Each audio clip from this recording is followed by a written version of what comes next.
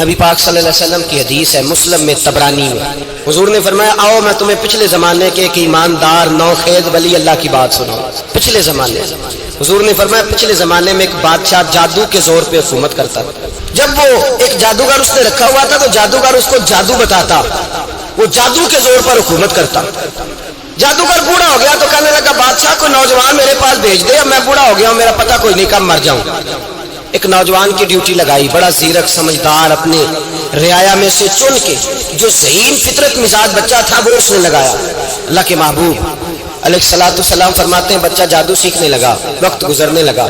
بچہ جب جادو سیکھنے جاتا تو رستے میں ایک راہب بھی تھا جو انجیل جانتا تھا، وہ اللہ اللہ سکھاتا، لوگوں کو حضرت عیسیٰ علیہ السلام کی تعلیمات سے آگاہ کرتا۔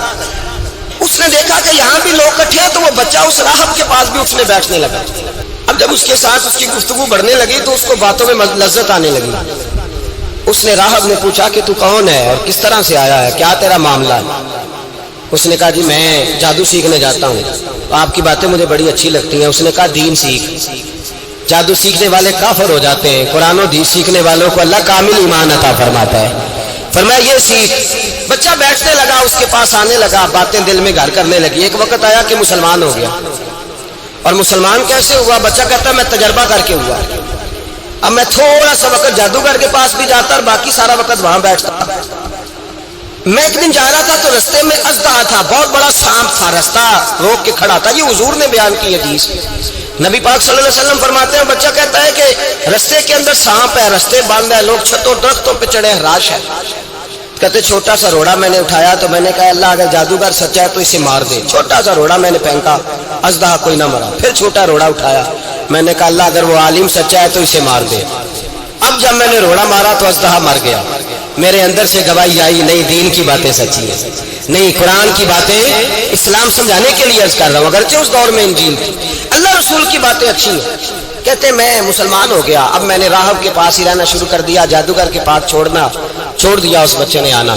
بادشاہ پوچھتا کہاں زیادہ وقت گزارتے ہو تو وہ بات گول کر دیتا، وقت تیزی سے بڑھنے لگا۔ اللہ نے اس نوجوان میں طاقت پیدا کر دی، اب اس کے اندر نا اللہ نے توانائی روحانیت پیدا کر دی، یہ بھی جوان ہے، 14-15 سال عمر ہے۔ اللہ نے اب جو بیمار بھی آتا وہ دعا کرتا تو اللہ صحت عطا کر دیتا، جو بھی آتا۔ بادشاہ کا ایک درباری تھا، بادشاہ کو پنکھا جلتا تھا، وہ اندھا ہو گیا، کوئی ایسی تکلیف آئی کہ نابینا ہو گئی، بڑے علاج کرائے شفا نہیں ہوئی۔ کسی نے اس بچے کا پتہ بتایا کانوں میں، اس کے پاس گیا تو بچہ کہنے لگا شفا تو ہو جائے گی پر کلمہ پڑھنا پڑے گا، مسلمان ہونا پڑے گا، جس پیغمبر کا میں غلام ہوں تجھے بھی بننا پڑے گا، دین پہ عمل کرنا پڑے گا، اللہ شفا دیتا ہے۔ اس نے کہا تو مجھے کلمہ پڑھا، مجھے شفا دے، میں تیار ہوں۔ اس نے کہا شفا تو اللہ دیتا ہے۔ اس نے اللہ تبارک و تعالیٰ کا ذکر کر کے دعا مانگی، یہ مسلم شریف میں حدیث ہے، طبرانی میں موجود ہے۔ اللہ نے اسے شفا دی، اس نے کلمہ پڑھنا شروع کر دیا۔ یہاں ایک نقطہ لکھا ہے ہمارے علماء نے، کہتے ہیں جب اللہ ولایت عطا کرتا ہے نا تو یہ سفید بالوں والے کا حصہ نہیں ہوتی۔ اگر جوانی میں کوئی آدمی توبہ کر کے تصوف کے راستے پہ چلتا ہے تو سب سے زیادہ ولایت اللہ اسے عطا فرماتا ہے، سب سے زیادہ ولایت اس کے پاس ہوتی ہے۔ ابھی اس کے بال کالے ہیں، چڑھتی جوانی ہے، دعا کی تو اللہ نے، اور حدیث پاک میں موجود ہے کوڑے آتے تو شفا یاب ہو جاتے، اندھے آتے تو شفا یاب، برس والے آتے تو اللہ سے دے، جوان ہے۔ بادشاہ کے پاس وہ واپس گیا، وہ جو آدمی جس کی آنکھیں ٹھیک ہوئی تھی، بادشاہ نے پوچھا کہ کیسے شفا ملی تو کہنے لگا میرے رب نے شفا دی۔ بادشاہ سجدے کراتا تھا، اپنے آپ کو منواتا تھا معاذ اللہ، کہنے لگا میرے علاوہ کون رب ہے؟ اس نے کہا وہی رب ہے جس نے تجھے پیدا کیا، اور وہی رب ہے جس نے مجھے اندھے کو آنکھیں دی ہیں، وہی ہے میرا مالک۔ کہا اچھا تو مجھے نہیں مانتا؟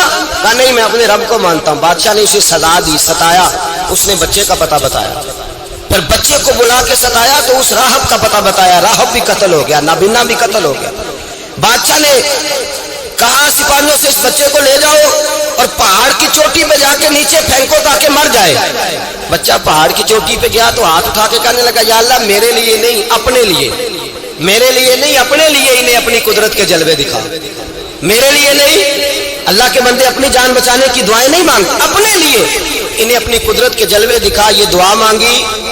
جتنے لوگ ساتھ آئے تھے وہ سارے زمین پہ گرے اور سب مر گئے، پہاڑ سے گر کے مر گئے۔ بچہ واپس سیدھا بادشاہ کے پاس، کہنے لگا لو بھائی میرے رب نے مجھے بچا لیا ہے.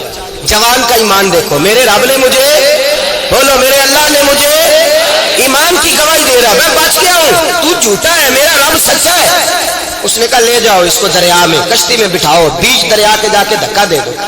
بیٹھے کشتی میں, دریا کے بیچ گئے, اور جب جا کے وہاں اس کو دھکا دینے لگے تو اس نے کہا اللہ میرے لیے نہیں اپنے لیے, انہیں اپنی قدرت کے جلوے دکھا. بس ایک طوفان سا آیا, جتنے سپاہی ساتھ آئے تھے ڈوب کے مر گئے. وہ بچہ اٹھا اور سیدھا پھر بادشاہ کے پاس, اسی کے پاس, کہنے لگا لو بھائی میرے رب نے مجھے بچا لیا ہے, تیرے پاس آیا ہوں. وہ کہنے لگا تو کیا مصیبت میرے گلے پڑ گئی ہے, کیسے جان چھوٹے گی؟ تو بچہ کہنے لگا اگر تو مجھے باندھے درخت کے ساتھ اور سارے ملک کو بلائے, لوگوں کو اکٹھا کرے, پھر تو مجھے تیر مارنا, میں تجھے بتاؤں گا کیسے مارنا ہے, میں مر جاؤں گا. اللہ کا بندہ نوجوان, ایمان دیکھو, مرنے کے طریقے بتا رہا ہے, میں تجھے بتاؤں گا میں کیسے مروں گا. یہ بات کہی, بادشاہ نے سارا مجمع جمع کیا, ملک سارا باہر آ گیا, درخت کے ساتھ باندھ دیا. کہنے لگا بھائی لوگوں یہ مجھے مارنا چاہتا تھا, مار نہیں سکا, اب میں اسے بتانے لگا ہوں کہ میں کیسے مروں گا. اسے کہو جب تیر مارے تو ساتھ میرے رب کا نام بھی لے, میں اپنے رب کے نام پہ جان دوں گا, ایمان کی پختگی میں اللہ کے نام پر جان دوں گا. اسے کہو رب کے نام پہ مارے, مر جاؤں گا. بادشاہ نے اللہ کہہ کے تیر مارا, پیشانی میں لگا, بچے کی روح پرواز کر گئی, جتنا مجمع کھڑا تھا سارا کلمہ پڑھ کے مسلمان ہو گیا, سارے مسلمان ہو گئے سارے. میرے رسول پاک سید عالم صلی اللہ علیہ وسلم نے نوجوانوں کو بتایا جب تمہارے اندر ایمان کی قوت آئے گی تو اللہ تمہاری مدد کرے گا.